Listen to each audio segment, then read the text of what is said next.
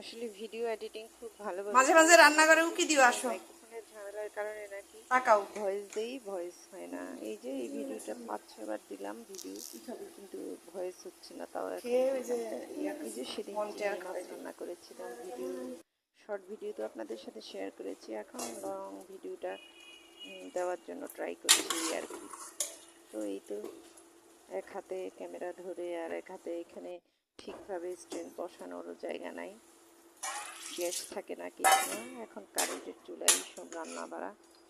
তো এই তো চিংড়ি মাছগুলোতে একটু আলু দিয়েছি, সত্যি কথা কি সবাই তো একটু বেশি খেতে চায়, টেস্ট লাগে, তো দাম তো অনেক বেশি, সেইভাবে তো আমাদের কেনার মতো সামর্থ্য নেই, তাই মাঝে মাঝে একটু ওই যে দুধের স্বাদ ঘোলে মেটানো একটু এনে কোনোভাবে ওইটাকে আরেকভাবে রান্না করা। তো এই যে আলু দিয়েছি, এখন নারকেল বাটাও দিয়ে দিলাম, নারকেলও তো অনেক দাম, ছোট একটা নারকেল 150 টাকা, পুরোটা দিলাম না, একটু রেখে দিলাম, আরেকদিন মুরগি বা অন্য যে কোনো একটা রান্না করব দিব। এই যে আলুগুলো কষিয়ে নিয়েছিলাম, চিংড়ি মাছগুলো ভেজেও অনেকে রান্না করে, আমি ভাজা ছাড়াই রান্না করলাম, ভাজলে আমার কাছে মনে হয় করকরে হাত পাগুলা কেটে কুটে পরিষ্কার করে ধুয়ে নিয়েছি, চিংড়ির মাছের মাথায় যে ময়লা থাকে সেটা ফেলে তুলে দিয়ে তারপরে হচ্ছে এখন পরিষ্কার করে ধুয়ে নিয়েছি, এখন এই যে রান্নাটা কমপ্লিট করলাম।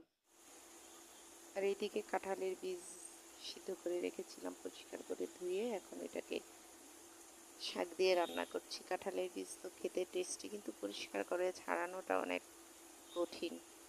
এখানে চিংড়ি মাছ দেওয়া যেত, কিন্তু ইচ্ছা করে দেই নাই, কারণ সব একই রকমের রান্না হয়ে যায়, তাই একটু এটাকে চিংড়ি ছাড়া শুধু শাক রসুন পেঁয়াজ মরিচ দিয়েই কাঁঠালের বীজ দিয়ে করলাম। সহজে হচ্ছে না, এই দেখেন।